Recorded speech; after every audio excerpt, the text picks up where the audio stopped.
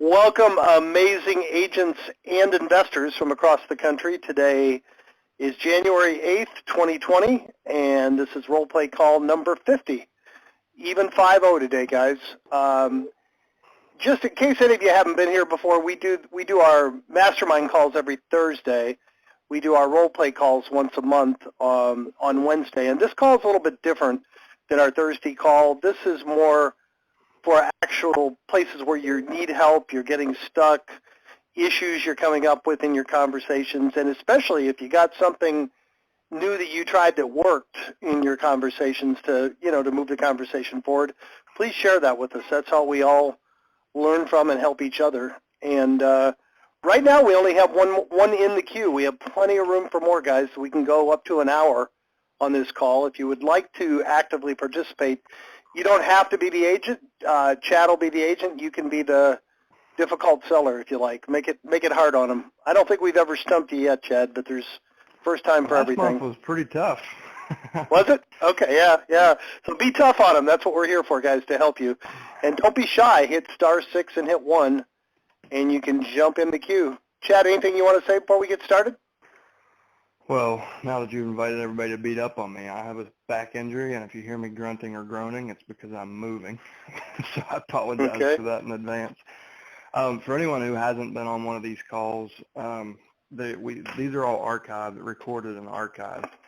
And it's one of the most useful things, I think, for folks getting started out is really getting comfortable on the phones, because 90% of all of the success in this is just getting engagement.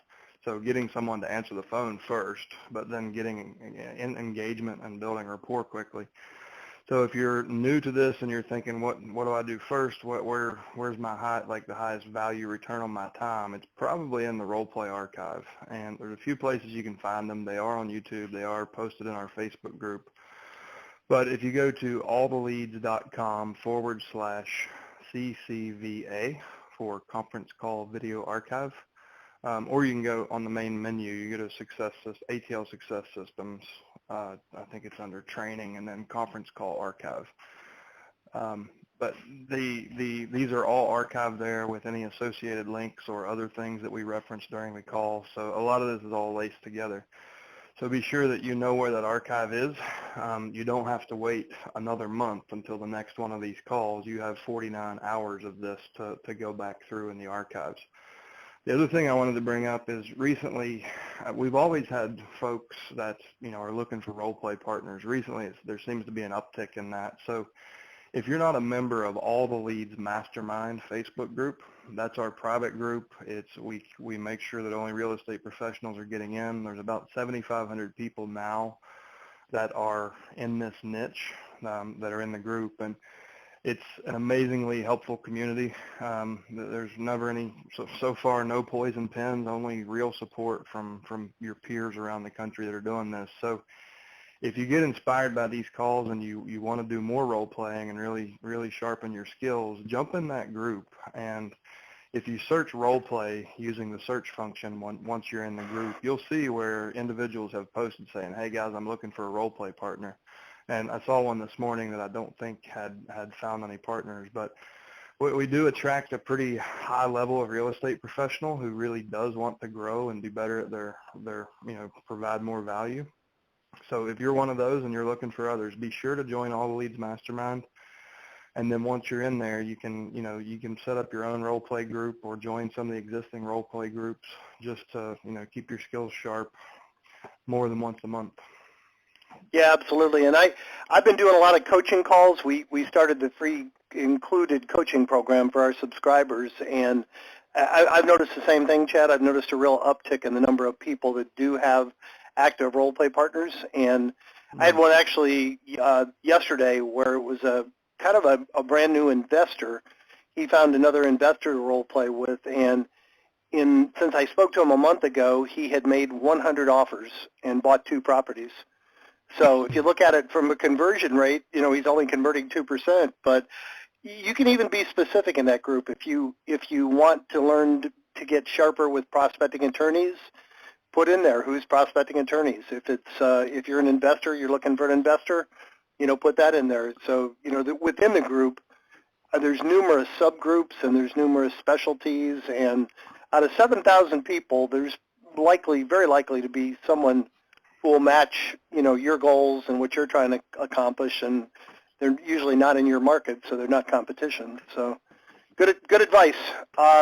We only have one in the queue, guys. It's going to be a very short call, and we got 80 people on the call, so there's got to be more than one person that needs help. And like I always say, you don't need to be brave. You can be hard on Chad. Let him be the agent, if you like, or the investor.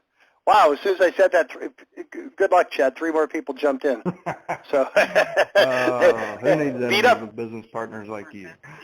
Beat up Chad, motivated him. Good job. All right, so first up this week is phone number ending in 1455. You're up first.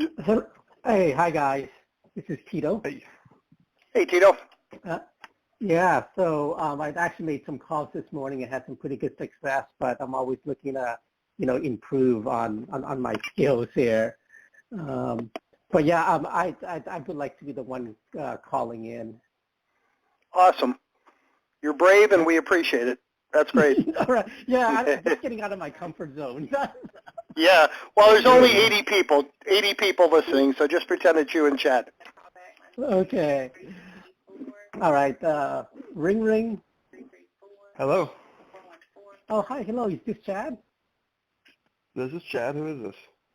Hi, Chad. This is Quito with Sound Probate Services, and we're just reaching out to you. We've sent you a letter a couple of weeks ago, and just wanted to make sure that you received it and understood why we sent it out. Which one of the 30 was it? We've gotten so many letters from people trying to take this house. We're not ready. We've got it handled. We don't need any help until we know what we're doing. So thanks for your call.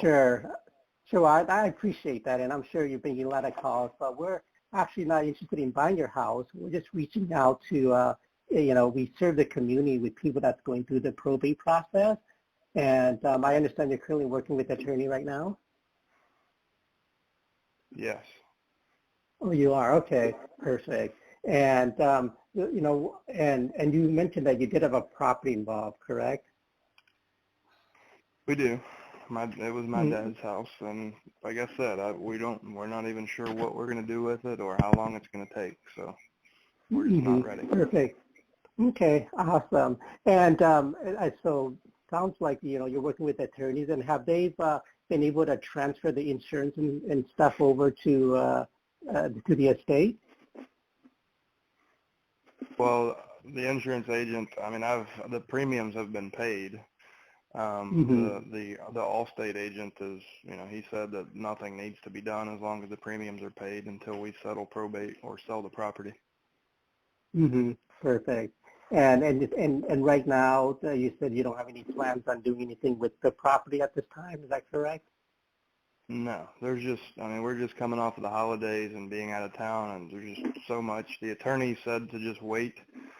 So we're letting him do his thing, and whenever he says do whatever, then we'll move forward.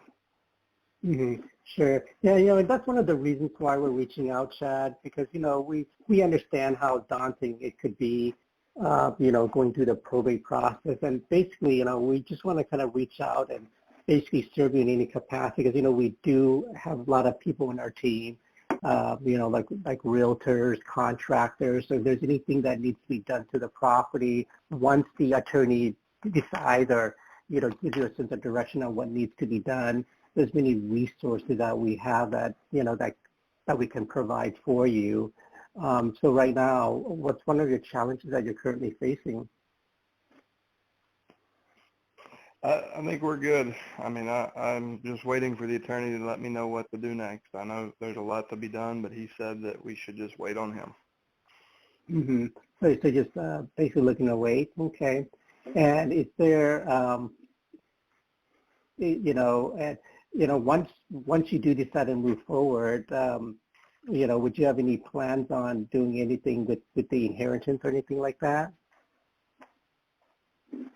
I imagine we'll probably do something with it. I'm not sure. I haven't thought that far down the road. Okay, sure. Yeah, I definitely understand. And, because like I said, we just want to be a resource for you. So when that time does come, we have CPAs and, like a plethora of resources and, and we just want to be there for you. And would you mind if we just stay connected so when that time does come, we can see what we can do to help serve you? Sure. You can call me back in 6 months. This hopefully will be over. Okay. All right. So we'll keep in touch. What's that music? I have no idea. I have no idea. So yeah, I was waiting for some feedback, so see what I can do to improve. That's interesting. Quito, are you Remax? No, I'm with EXT. Okay, somebody with Remax somehow is on here. Let me see if I can mute him out. There we go. Is that better? Yeah, much better. Yeah, I don't know how that happened. Somebody with Remax just played some. They played the music for you. I'm not sure if they liked that role play or not, but you gotta. That was awesome. It sounded like pleasant music. So, go ahead, Chet. Okay. So I first want to hear. You said you're done. You've had pretty good success on the phones. How many calls have you made? How many contacts out of those calls? And what were the results so far? I just started this, so we've had, I've made over personally like over 100 dials, and out of those 100 dials, maybe spoken to about 25 people. Pretty good. And out of those 25, between some of them call back and stuff like that. We've got, maybe 2 solid potentials possibly. So, Okay. but yeah, so that's holding true to about a. Still starting. Average conversion is about 2%. So you made 100 calls to get two good potential leads. That's good. You're on track. So I'll start with the compliments. You are confident in your delivery. I believe that you believe in what you're offering. I think you haven't had enough conversations to know how to best present that. My biggest critique for you is you spent 80% of the time talking and 20% listening, and you should flip that. So I was being kind of closed up to you and honestly kind of rude to you because I wanted to see how you're going to break my shell and build rapport with me before we moved into the meatier parts of the conversation. The reason I'm doing that to you is that's how this works. Like getting into rapport quickly is the key. That's when it becomes fun and easy. So I would encourage you to go back and listen to it and think, where could I have stopped sooner, like said less and asked more questions? And, for example, you would tell me about your business for a while, and then you did a few times you said, what's been the toughest thing for you guys so far? What do you plan to do with the inheritance? Which is a pretty personal question. If I'm not in rapport with you, I'm like, well, that's none of your damn business, right? So some of your questions they're good questions, but I was trying to show you that I wasn't in rapport with you. I was giving you really simple yes, no answers and kind of being closed up. So I think you've got the confidence. You've certainly been on the phones before. That's obvious. But I would focus more early in the conversation, bring up more questions, more open-ended questions to get the conversation rolling. The insurance thing, like you missed an opportunity there. I told you that I was paying my Allstate agent the premium, and he said everything was good. Well, even a lot of insurance agents aren't even aware because they do so much business with just single-family, like primary residences. What I've found is a lot of them, if they don't work with investors or commercial policies, a lot of times they don't even know about vacant house policies. And it took me forever to learn about it, and my insurance agent's the one that taught me. But I kind of gave you a slow pitch there to really just roll over that objection. And you said, okay, and you moved on down the road. So I would, you set that up properly. And you identified early in the conversation there was real estate. I told you I didn't know what I was going to do with it. I told you I was going to wait 6 months. So you accepted some of my objections that I really wanted you to challenge me on by using things like, have you heard me talk about feel, felt, found? I've heard of the term used before, yes. Okay, so when I say something like, I don't know what we're going to do with it. The attorney said not to do anything, but why don't you just call me back in 6 months? Well, a good response there would be, listen, I understand how you feel. I mean, like I would say at least 9 out of 10 of the families we've helped have felt the same way at this stage. But what they found is when they actually understood that our service was complementary to everything the attorney is doing, there's really no overlap. They handle the legal aspects, we handle everything else, and help the family, take it off of their plate. So what they found is like our service was able to eliminate, almost 75% of the responsibility in the probate because we have a team member specifically for everything that you're going to have to go learn on your own. Does that make sense? And ask and get an affirmation. So does that make sense? Do you understand? And get an affirmation. So you get a yes from me instead of a no or kind of closed up answer. So you can open me up slowly with those little affirmations. You get that yes from me and quickly transition to another question. So, and in that case, it would be, well, listen, if you were to be able to cut the carrying cost for the estate, if you guys do end up selling the personal property and the real property, at least knowing now what each is worth and what it would look like, what needs to be done to get that done. Do you think it's a good idea to start now or be starting 6 months from now? So you got the affirmation that, and then you move into another question. So you're doing really well. Like I hope you don't feel like I'm beating you up. I think you need when you hear objections, don't accept them. Answer an objection with a question or a story, always. And like if I'm trying to think, there was one other one that I hit you with and you accepted it. But the insurance was one. The time period my attorney hasn't handled was the other. Like those were, listen to this, and I think you'll clearly see the opportunity where you could have said, oh, I should have said this there, right? But that tactical empathy of I validate your feeling, other people felt that way too. What they found is that they didn't know what they didn't know, and our team was really valuable to them. Follow up with another question. But I think that, you're converting at 2% already. I would say if you polish this, just based on my own personal experience, if you polish this and get better at handling the objections, you should easily be converting at 4 to 6%. Yeah, and I was going to give you a compliment. One thing I noticed that you're very good at is repeat and affirm. You didn't make Chad wrong once, no matter what he said. You were listening, and you were able to exactly repeat what he just said, and made it sound like you were agreeing with it. So, and that's kind of the first step. And feel felt found would probably be taking it to the next step. The other thing I was going to suggest, maybe have that. We don't believe in exact scripts, but maybe have that seller interview sheet in front of you, just so you have a series of questions to ask. There was a couple times when you got like, I could tell you didn't really know what to say next. And it almost doesn't matter what Chad's response is. Once you repeat and affirm it, you can ask an unrelated question. If you have maybe just have a series of questions in front of you, just keep the conversation going. But I think I agree with Chad. I think you're going to do very well. Good job. Thank you. Anything else? You have to come back to the mastermind call tomorrow when you get those 2 listings, or next week, and tell us how that went. Okay, does that help? Oh, yes, for sure. Thank you. All right. Thank you for being brave and volunteering. We appreciate it. Thank you. We have 2. Anytime, come back. We have 2 in the queue, guys. We have plenty of time for more. Just hit *6 and hit 1. We've got almost 100 people right now, so we should be able to get a few more volunteers. Next up is Rebels up next. Phone number 6932. Hey, guys. Hey, Rebel.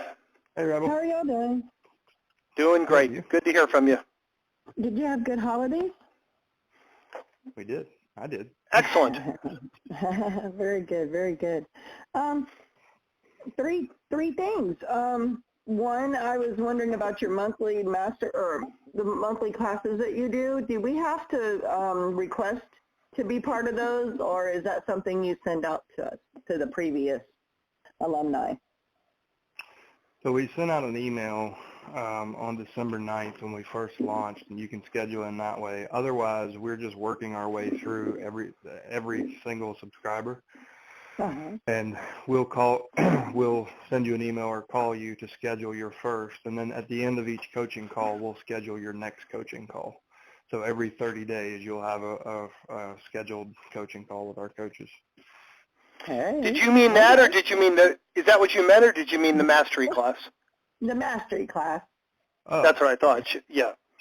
No, Rebel, if you want to be in the January Mastery, it's scheduled for January 20th, 21st, and 22nd.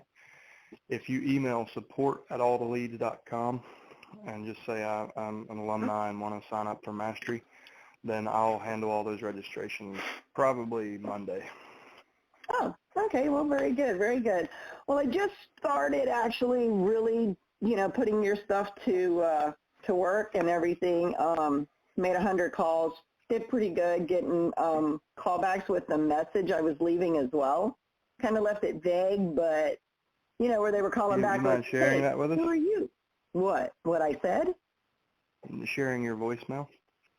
Oh, basically just, hey, I was calling for so-and-so. I mailed a letter last week. I was following up with you to see if you understood why I sent you that letter. Give me a call back, and I'll be more than happy to explain why I sent it. Yeah, I leave my name and number, and there I go. Perfect. And I've gotten a lot of people call me back. By a lot, what would you say as a percentage your callback rate has been? Honestly, I didn't expect anybody to really call you back, you know what I mean? Most of them will listen to a voicemail like, yeah, uh-huh, and delete it. But I've gotten back about 10, 15 calls. Nice. So I think the average response to voicemail is like 1%, and you're at like 15%. Pretty good. I was feeling pretty good about him calling me back. I tried to leave it as vague as possible, but yet with a happy sounding attitude, like, hey, give me a call, I'll help you out, That's perfect. So, well, one of those callbacks, though, better. Yeah, exactly. Well, I have two things. One, I sometimes feel when I'm talking to older people, feeling too pushy. I don't want to be too pushy where they're telling me that they've got everything taken care of, but I'm still trying to show where they can use my team and my value. And out of the 95, I've got 3 people. I went and seen one person, and we've got 2 other that we are communicating back and forth every day now. So I felt good about that, but on some of them, I don't know, I get a feeling of if I keep continuing, I'm going to be past the nice point. I'm just being pushy. Is there a point that you reached that? For sure, and it's especially with surviving spouses. So are most of the elderly people you're referencing, are they surviving spouses? Yes, and so what we can learn from the nursing home industry, 89.8% of senior citizens plan to die at home and have no contingency plan. 20% actually do. So a lot of times when you first reach out to a surviving spouse, they may not have a health issue and they may not need your help. They're going to take a transfer on death. They get the house. It doesn't need to be probated. They plan to stay there forever. However, we know that 80% of them don't get that luxury. Like most of them will die in a nursing home or hospital. And because they don't have a contingency plan, a lot of times that creates even more urgency and motivation for the family that has to clean up the mess because of lack of planning. So you obviously don't want to say that to them, but know that in the back of your mind, their situation is very likely to change before they think it will. And when they don't have a plan, what are they going to do? And my very first deal was this exact story. You've been through Mastery, so you've heard that story about Pam and her mother. She insisted she needed nothing, and I better never send her a letter again.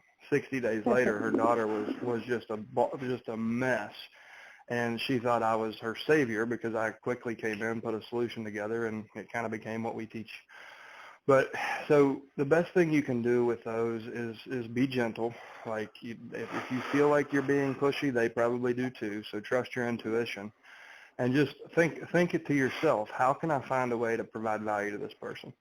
And it could be, just like if they don't have any needs right now and they're just shut down, put them on a 3-month follow-up and follow up and say, hey, this is Rebel. We talked 2 or 3 months ago, and I quite honestly, I felt like I was being a little bit pushy because you felt like you didn't need any help. But I realize in working with so many people that oftentimes that can change. So we try to at least reach out and touch base with people who have been through what you've been through, just to see if anything has changed and you do need any help. And sometimes that's as simple as helping you find the right self-storage unit because you realize you have a whole bunch of stuff that you don't need in the house anymore. Or sometimes it's finding another place to live that's more comfortable and doesn't have the memories that your place has. Is there anything that you could use help with? And just touch base at that 3-month mark and ask, and maybe do it every 3 months. He's probably on this call. There's a gentleman named Roger Lisi. He's one of our longest term subscribers. And he really takes this to heart and does it well. Like he just puts everybody on his probate list in his sphere of influence and calls them on regular SOI campaigns just to see how they're doing and if they need any help with anything. And it's no surprise. He has a consistent, steady pipeline of deals. So if you feel like you're being pushy, back off because they might not actually need your help. But chances are within a year or two or a month or two sometimes, you will be the most important person in the world to them because they can feel your genuine intent. They especially with your delivery, like people know that you're doing this for the right reasons. And if they know that you're there as a resource, if they don't need you now, when they do, you'll be the first and the only person they think of. So just try to find any way that you can help them, provide value to them, make them feel more comfortable, and then ask if it's okay if you follow up quarterly and put them on your follow-up. And eventually you'll list a bunch of those. You'll start to get come list me calls from them. And Rebel, I was gonna ask you just to add from a different perspective at coming at the older people or speaking to the older people. Do you have any experience with like matching and mirroring or NLP? Have you ever taken one of those courses? Are you familiar with the concept? No. Yeah, I know my own experience. I tend to be very enthusiastic, and the more enthusiastic, the louder I get. I noticed when I was calling like retirement neighborhoods, people would say, slow down and stop yelling at me. So yeah. I kind of became aware if I thought I was calling one of those neighborhoods to purposely turn down the volume and slow my pace down a little bit. And I felt like if you consciously do that, if somebody answers and they sound like they're half asleep, the last thing they want to hear is misenthusiasm speaking to them. So, that might lengthen some of your conversations if you try matching and mirroring. If it's obvious it's an older person, rather than you might be slightly just overwhelming them, not only what you're saying, but just in the way you're saying it. Nope, I actually know what you're saying. I just didn't know it had a name. I just know people, and old people you just don't mess with like that. You make things slow and clear to them. You know exactly. What I mean? I don't want to scare them. I don't want to scare them. And so as soon as I hear they're old, it's like you would not know me. Y'all be like, that's Rebel? No way. Because it's like, all right, let's change the tone. It's more like, hey, how you doing today? Are you doing good? That kind of thing. I change totally for each person because each person is so different. You know what I mean? Sure. And like one of my callbacks that I was talking about, I got me a bad attitude lawyer is what I called him, because he called me and for every reason why I shouldn't be making these phone calls. He told me everyone. Because he said the way he put it was, you're not going to get any business doing it this way because anybody that's got a lawyer already has a bunch of realtors that they're going to give it to, so I don't know why you're making these calls. And then I handled him just fine because he still wants to talk to me and see if I can give him referrals. Because I'm like, everybody's got to look for business. I said, I've already gotten a couple of people. I went and had a talk with one, and I've got 2 others we're talking on a daily basis. I called another lady, and she thought God had me call her at the right time because the poor thing was pregnant, everything else, but she still needs a lot of help, So, hey, I feel like I'm doing something right, but he just, It was just funny. I thought it was cute that he was going to call me back and tell me why I shouldn't be making these calls. So the next time that happens, if it happens again, say something like not accusatory, but it seems like, or it sounds like, something like that. Be like, it sounds like you're really interested, but you're too proud to say that. So you thought you'd call and criticize me to find out what I'm doing. Am I right? And I love silence, absolute silence, because his ego is going to have to crumble, and he's going to be honest with you then. But if he really thought there was no value in what you were doing, he wouldn't have called you. But he led with ego, trying to attack what you're doing to learn more about it. It's like, there's more than one way for me to help you understand what I'm doing. Let's try a more civil approach. but just say it. It seems like you're interested, but you're being critical. It could be that simple, just a few words followed by uncomfortable silence, and then he'll sing like a canary. Oh, I love that. Dang it, I wish I'd had that yesterday. That would have been fun. Or you could stroke his ego a little. You could stroke his ego a little bit and say something like, "Well, boy, congratulations. Very few attorneys are as proactive as you. You'd be surprised how many attorneys are not recommending realtors like you are. Good for you. If you want to kiss his butt a little bit." Well, sure. What I did was, that's why he wanted to meet me. I was like, "What? You can't use one more realtor?" He goes, "Well, I guess I can." Sure. It's like, yeah, I got his name and everything, and yeah, we're supposed to talk. Because I want to, people like that are like, I don't know, I'm meeting other lawyers, but those kind of people interest me. Why are you so grouchy, so grumpy, so negative when it's, you're supposed to be, I don't know, maybe he's helped too many people, I don't know.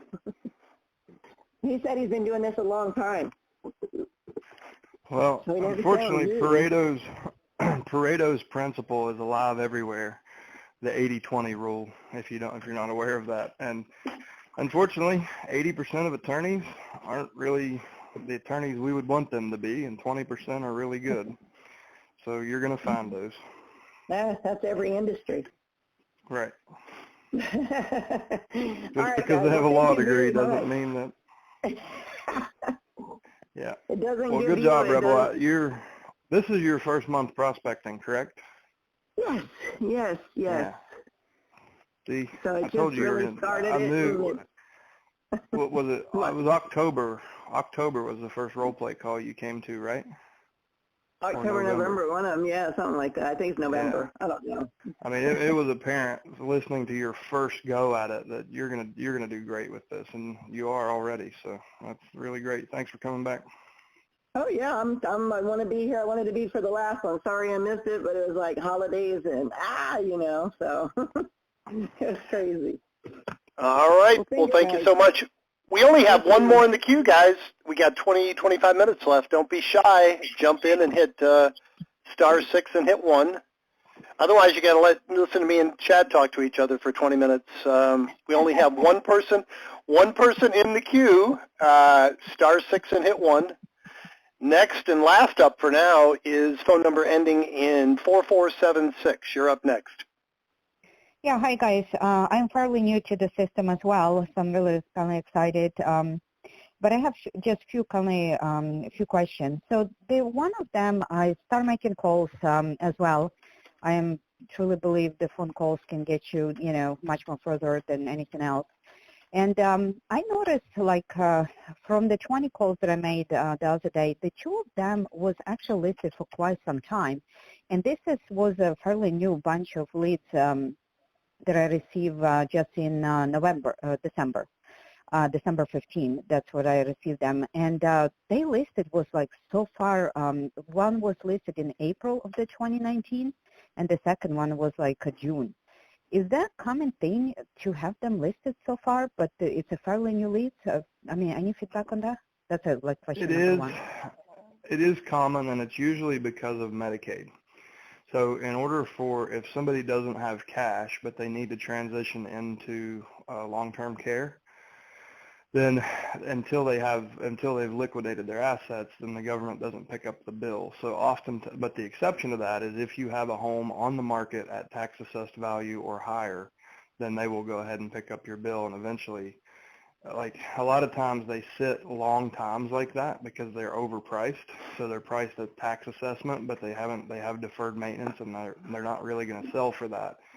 After you pass the 12-month mark, then you can reduce the price to market value. So that's the most common scenario. But there's also, the chance that mom or dad got sick, moved in with the family members, and they went ahead and put the house on the market because they knew they were never going home. Or mom and dad just decided to downsize into a condo or a patio home because the house was getting overwhelming, and then all of a sudden something happened and one passed away. So you can never know, but I find about 25% of them will have either listed before the death or immediately after, just because they're really proactive and need to liquidate assets in order to settle liabilities. So you will find some of that. Now, the other thing to note is a lot of times those listings end up expiring. So you don't want to avoid contact with those people. Call and introduce your service to them. Now, ethically, you're not trying to go after the listing specifically, but you're trying to build rapport and find a way to provide value to them, to help them. So when the listing expires, who's going to be the first phone call? Like, my gosh, she helped us do X, Y, and Z, and she said she was a realtor. Maybe we should let her list it. So don't hesitate to reach out to them. Just don't reach out to them and offer them brokerage services if they're already listed. Reach out to them and see if there's anything else you can help them with in the probate situation. And there's a good chance, about a 2/3 chance in my market, that you'll be able to earn that listing when it expires. Oh, absolutely. And I agree with you actually 100%. Actually, the 2 listings that I sold last year alone was from the listing that was active first, but the consumer keep reaching out to me, and I keep reporting and put them on my email campaign, and I end up listed both of them, and both of them sell it actually. So yeah, I agree with you 100% on that. That was not in the probate, but was, through the other lead sources.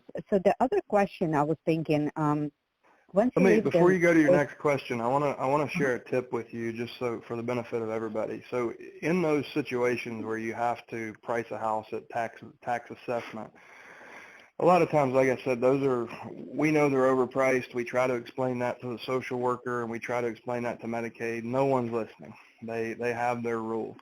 I've been successful in if they're fed up with their agent or the listing just expired, and let's say they had a 6-month listing, that term is up and the house still has to be listed at assessed value. I've had no success trying to work through Medicaid. Where I've found success is going to the county tax assessor with a market absorption analysis or a CMA, and photos of the home showing them that, listen, this thing has structural damage, deferred maintenance, whatever it is. The market value of this home is around X, and, Mrs. Smith can't sell it because Medicaid's insisting she lists it at tax assessed value. Obviously, the valuation is out of line. Can you adjust her tax assessment? And the last one I did like this, they had it assessed at like 127, and I was able to drop it to 47,000 because the city assessor was like, you know what, Chad, you're right. So they dropped the assessment like 120 grand. I had 4 offers that day, and so it's just kind of a short circuit to that system.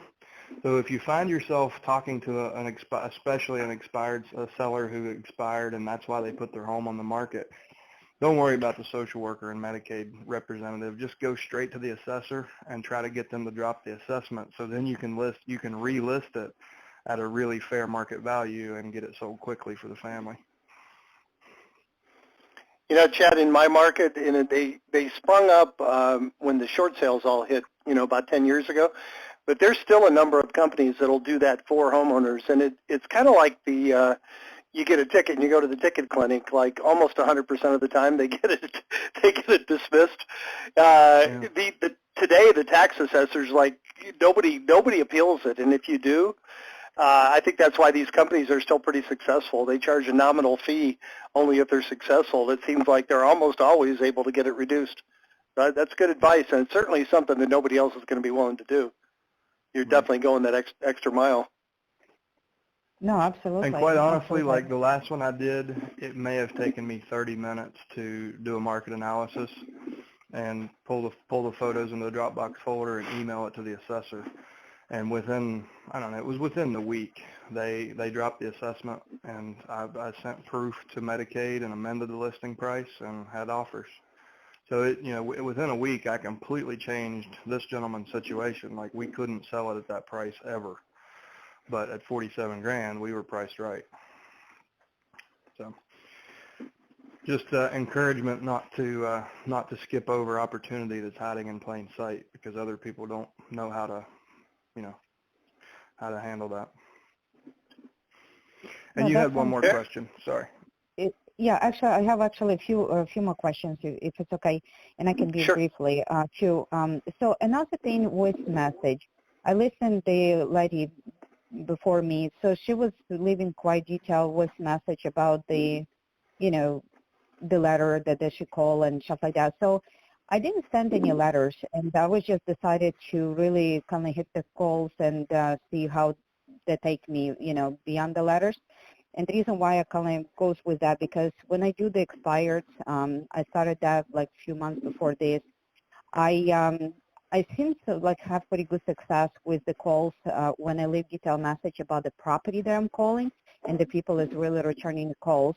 Just maybe they fed up me to leaving the voicemails messages, but that's another thing. But anyway, should I leave the voice message indicated the property address, or you think I should still leave voice message like something in more like just generic one, the way how the lady left, like, hey, I just sent you a letter, you know, call me to explain why I sent you.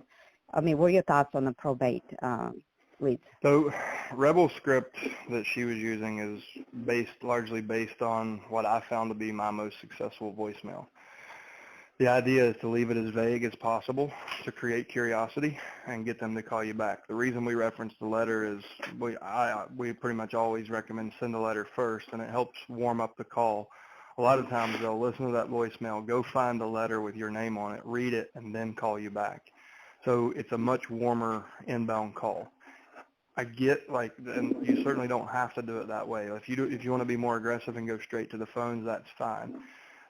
You want to leave real estate titles out. I would not use the property address. All we know is that's the place where they received mail when they passed away. It could be a nursing home, family member home. It could be anything. Now, 80% of the time it is the subject property, but that means 20% of the time you stand to break rapport before you ever have a chance, because it's inaccurate, right? So as general rule, I find it, you know, find a way to leave a voicemail where you don't have to specifically reference the property. Focus on people. In probate, it's very emotional compared to FSBO, expired, anything else. This is very emotional, and if you do have competition, they're all going straight for the house. Like, they're just calling with that one-sided offer. So you want to leave a vague message that leaves enough curiosity out there that sounds way different than everybody else's message, so they call you back first. And we've got a lot of subscriber success stories where they were the only one that they called back and the only letter that they kept, just because of that differentiated approach. So you might try something like, you know, instead of I sent you a letter and just wanted to make sure you understood why we sent it, just cut the letter out and say, you know, listen, I'm calling regarding the estate of Mabel Smith. Just wanted to let your family know that there is a team of people here in the community that can help families with everything involved in probate that your attorney won't be helping with, which is about 75% of the responsibility. Give me a call at 555-1234 if you'd like to chat. And just be really, like, let them know that there's a community service to help them with the non-legal aspects of probate, and then get off the phone. And I think you'll probably get good callback rates on that. But I would try that, and you can. In that example, I referenced the name of the deceased to let them know, you know, that's what it was about instead of the property address. And you may even cut that out, and you could say, you know, hey, this is Chad. I've got a team of folks here locally that help families going through probate. We do everything that the attorney doesn't do, and we try to reach out early because we know it's probably not a great time for you right now, and we know we can help. Give me a call, 555-1234. Cool. That's really awesome. Okay, yeah, so I notate for myself, and I will, you know, we'll do that. And then the last question is actually kind of between two of them. So the investors and attorneys, how, like I just joined actually the Facebook mastermind group for all the leads. So I will ask that question up there. So if I would be looking at attorney, the actually investors in my area to team up and kind of work together, which of the best suggestion would be where to find them? To or find how the to attorneys, find them? or I'm not sure I understood the well, question. Actually, well, let's divide that question on two. So like investors, if I would like to team up with investors, because I think that would be an interest, to both of us, perhaps, I would assume, how I would find them, what the best way, like where I would look. So there's a longer form of this, a tips from the trainer video I did a couple years ago. If you go to alltheleads.com, in the top right, you'll see a global search bar. And type in cash buyers, and it'll take you to a blog post, a video blog, where I explain 3 ways. The actual post title was 3 ways to find cash buyers for your probate deals, I believe. But you can watch that for kind of the longer form. But I look at this as kind of short-term, long-term.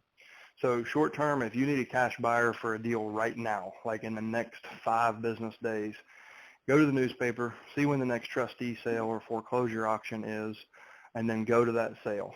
It's like the World Series of Poker. Don't interfere before the sale starts. The networking is after the sale. A lot of these guys have spent hundreds or thousands of dollars of due diligence on the house or houses they're there to purchase. So you don't really want to interfere with that. You want to respect that.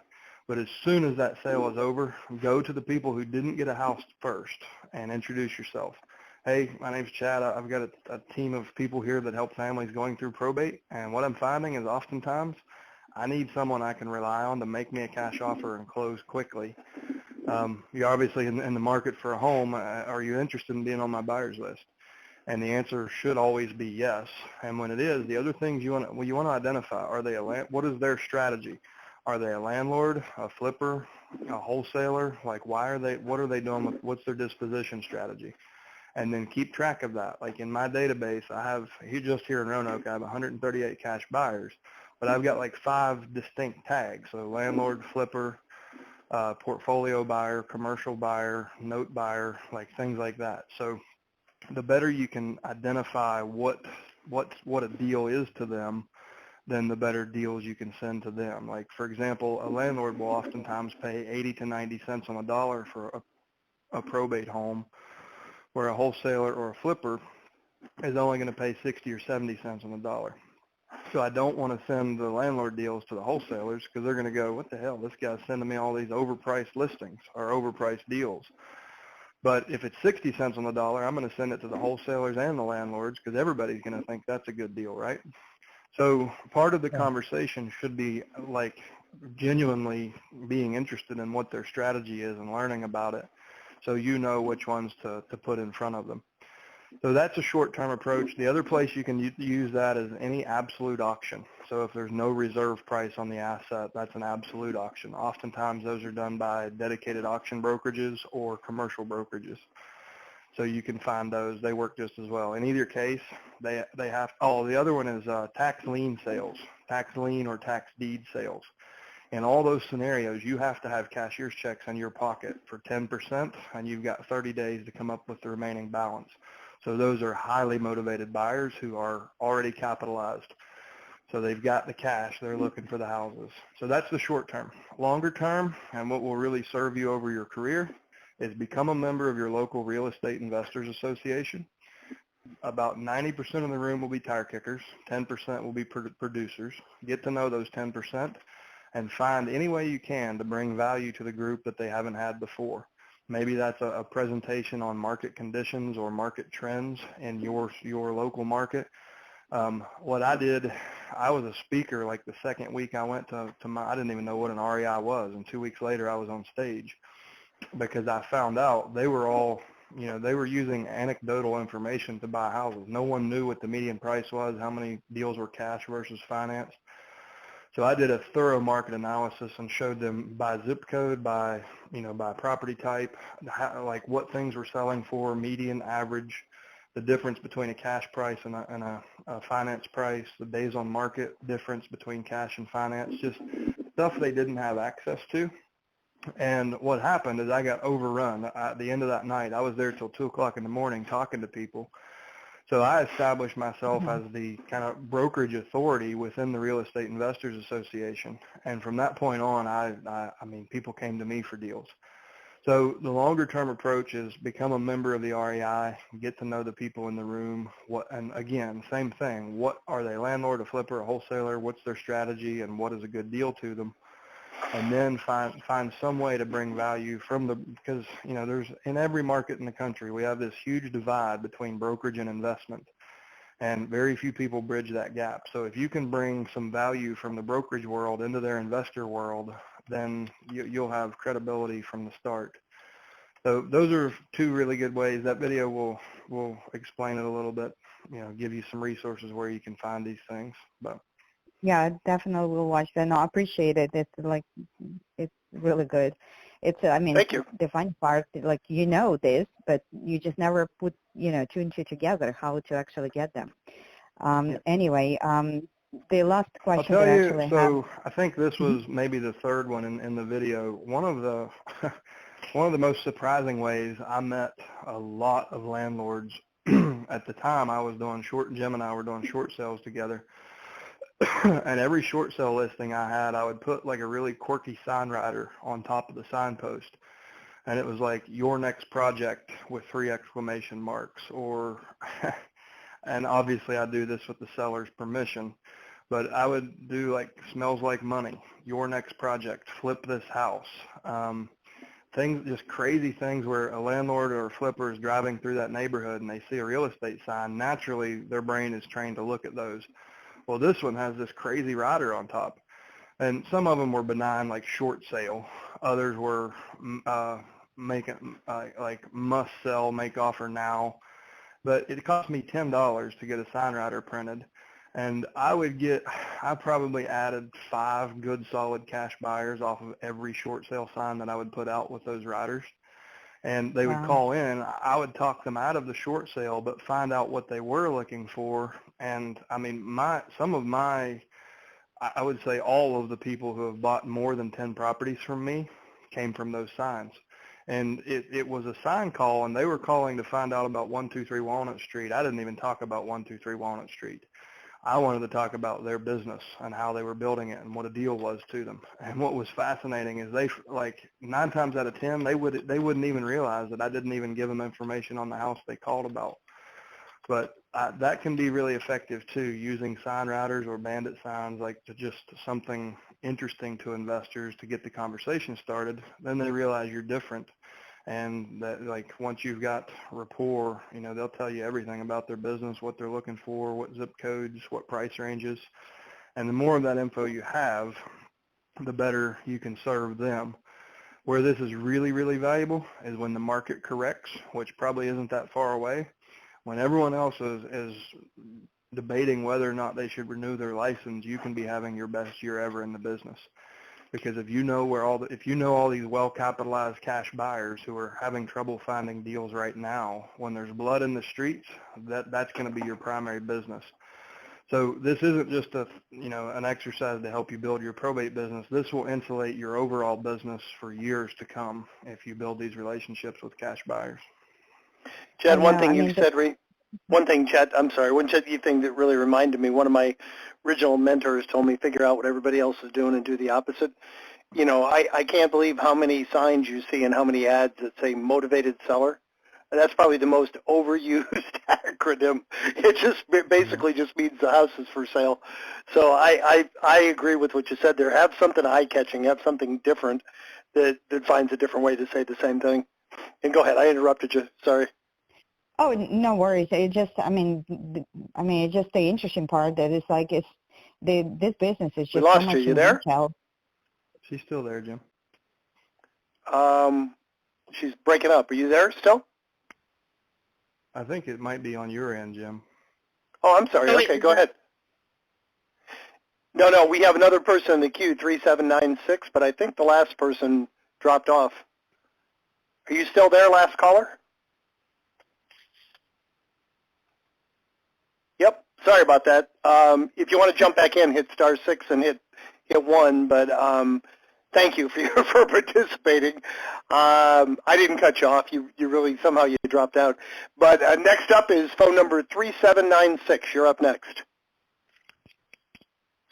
Hello? Yes, ma'am. You're last today. Thank you. Awesome. That's for last. Yep. Hi, this is Roxy from California. Hey, Roxy. Hi. This is the role play, right?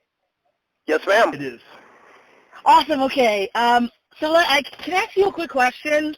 You know, I actually had asked this at the last mastermind call. So this seller, basically, she gave me the objection that she doesn't need a realtor, and she's the one I told you that she's having, you know, trouble getting authority, and she was really frustrated. So I just called her yesterday, and she basically just, like, yelled at me to stop calling her. Because, I mean, she told me it was okay if I followed up, and then I followed up, and she said, stop calling me. I don't need your help. I saw your website. I know who you are. She basically told me to fuck off. And at that point, is that the goodbye? Sometimes. I mean, you can sometimes turn those. The suggestion I made earlier in the call, you can say it sounds like where it seems, so you're not fueling the ego flames. But you can say, you know, it seems like you're really upset. I've unfortunately had to help families through this before too. I feel like you might be misunderstanding the reason I'm calling. And then silence. And you're naming her emotion, right? It seems like you're upset. And what her natural psychological response will be to defend herself. If it's her ego, she'll either defend herself with her ego, or her ego will break down and she'll tell you the truth. And more often than not in probate, they're so exhausted, they just get straight to the truth. And what they're not even realizing is that's human engagement. Like if you can just break through that facade, if you can break that down, then they start to tell you their story and the reason they're so pissed off. And at the end of it, you'll find most often they'll apologize to you. And that's when you know you're deep in rapport and they trust you. Now, at that point, you have to be in control of your conversation and keep it moving with good questions. I would say at least 50% of them will turn, and they'll tell you the truth and kind of spill the story. And a lot of times that's, you know what, there's been 3 guys by here this week. You know what they offered? $75,000. This house is $160 every day, any day of the week. These son of a bitches. And they'll start to blow off the steam. Well, they can only maintain that for so long. Like human emotion has not a whole lot of stamina. You can only be so mad for so long. So if you can hold them on the phone, and if you can get them to affirm things like, yeah, that must have been really frustrating or really hurtful. Yes, it was. That's right. Those are your magic words. If you can get them to say that's right, that means deep in their psychology, they have bonded with you. But it doesn't mean your job's not done. You have to keep them moving, you know, keep on track. But if when they're blowing off that steam, just get them to affirm, just say, my gosh, that sounds terrible. I can't believe that. But I imagine that must have really hurt, right? That's right. Damn right it hurt. $70,000.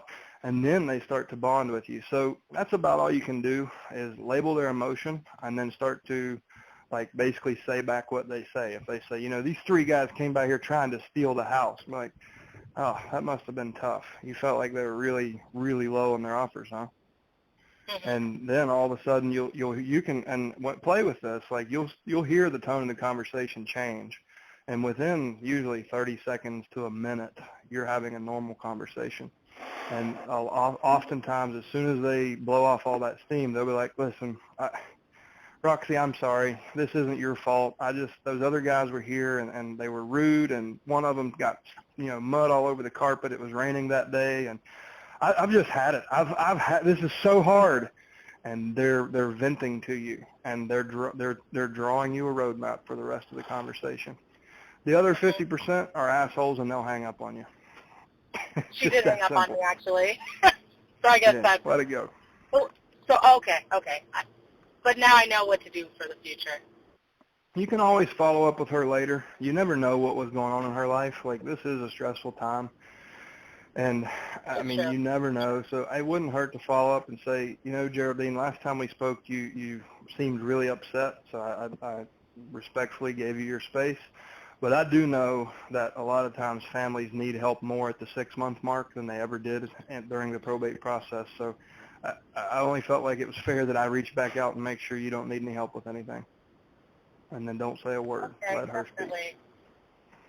Yeah, I was just prepared to like let it go because she was really rude. But okay, I think that's a great idea to follow up. But anyway, can we do a role play? And the other thing I'll say, I hope you're already here, but just for everybody to hear, she wasn't mad at you, and you need to be careful not to take that personally. Now, I know. Absolutely. Like, I'm an empath. Like, when I disappoint someone, it sticks to me forever. So this has only happened to me once, and I got it off my chest by writing them another letter, and then they called to apologize, and we've done a lot of deals since. It was another realtor, actually, who lost her husband. But it's important that it's important you understand, and again, empathy is key. Like, understand the position they're in, how they must feel, and what you did triggered them, but it doesn't necessarily mean they hate you or think you're an ambulance chaser or a piece of garbage. Whatever was going on in their life had their ego up. They had those walls up to protect themselves emotionally, and you just happened to be there at the wrong time. So I've seen a lot of people get blistered one time and quit, and you know the reality is they cost their community a huge opportunity to have a different level professional providing a service like this, and they quit because they took it really personally and never wanted to feel that way again. So inevitably we're all gonna get struck with this at some point. It's important that you don't take it personally because it's not personal. It's true. Quite frankly, if it were a year ago, I would have taken it personally, but I absolutely did not. And then I got a come list me call the very next day after she told me to fuck off. And I was just like, wow, you just never know what's going to happen, right? And, you know, one of my coaches told me that, well, first of all, to never take anything personally if you want to succeed in the business, but that you can't be rejected by someone who's never met you. That's exactly right. Yeah, absolutely. And you said you wanted to role play something specific? Okay, sure, go ahead. And then, we're running a little bit over, but that's okay. It's worth it. Go ahead. Okay. Well, does it have to be specific, or can I just, or am I the agent? Whatever you want. Whatever you want to do. Okay. You want to be the agent and call, or do you have something specific that you want to work on with Chad? I'll be the agent. Okay, go ahead. Okay. Hi, I'm looking for Chad, please. This is Chad. Who's this? Hi, Chad. My name is Roxy. I sent you a letter a few days ago. Did you have a chance to read it? Roxy, mail is not my strong point. What's this about? Oh, no worries. I totally get that. So basically in the letter, I pretty much just introduced myself and explained what it is that, you know, we've got going on here and what we offer the community. So I've got a team of people here specialized in helping families in probate, and essentially we pick up where the attorney leaves off. So there are a lot of things that we can help you out with, from, you know, clean out crew to estate sales, contractors if there's any deferred maintenance on the house, and even, you know, listing the property if that's something that you'd be interested in. Our attorney told us to just wait for him. He has everything handled. So thanks for your call. Oh, God, I just realized I totally screwed that up. No, you didn't. You just got an objection. Don't let off. Oh, really? Okay. Well, run toward the obstacle. Okay. Can we carry on? Sure. Right. Yeah. Okay. So listen, thanks for your call, but my attorney has everything handled. He said he would call me and let me know when we're ready for the next step. Okay, Chad. Well, listen. I mean, you know, I totally get that. There's a lot of things we can help you out with here. Let me ask you this: what's been, you know, the biggest struggle for you guys so far? Keeping up with all the letters and phone calls we get. Everybody seems to be interested in the house, and I've got to deal with, there's a whole lot more that needs to be dealt with, and I just don't have time for this. So thanks for your call. Absolutely. I totally get that, honestly. I know you've been getting knocked over your head with phone calls and letters, but actually, we're not just here to list your house. We're here to help you with absolutely anything that you may need because, we give back to the community, and we want to make sure that everything's taken care of. And, we've been through probate ourselves, and I know how difficult it can be. And basically, we get involved early because we realize, the earlier we get involved, the bigger of an impact we can make, and that impact is in the form of time saved and dollars kept. Does that make sense? Okay, I'm going to break script. You need to move that to the front of your call. Oh, okay. So you've been an executor, an executrix? I have not. Oh God. Oh, okay. You said we've been through probate. Regardless, even if you haven't, it's just a stronger empathetic statement if you have. Like it really helps people identify with you because they're like, oh wow, this person's doing this because they felt the way I feel, right? But even if you haven't been through, I've never been through it. Thank God, I've never had to probate anyone's estate. So I don't have the level of empathy that a lot of people on this call have. The people who have had to struggle through this, they have a deeper understanding of it than I do. I've helped a lot of families and watched it, but I've never felt it.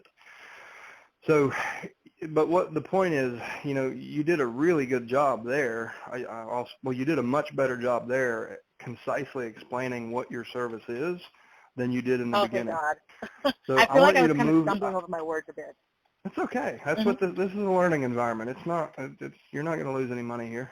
You didn't lose any opportunity. Oh, sure. But you did a really good job, like concisely explaining. You said, and we instead of we've been through probate, we've helped a lot of families in the community, and because of that, we've realized there's a huge need. So we reach out early because we know how big of a difference it can make, and we also know that. For example, you said your attorney has it handled. We unfortunately see a lot of families waste a lot of time and money waiting on the attorney to tell them ultimately it's their responsibility. And it's not pointed toward you. You don't know what you don't know, but a lot of families have never been through this. They think the attorney does, 75% of everything and they have 25. It's actually the opposite. The legal aspects only represent about 25% of what needs to be handled.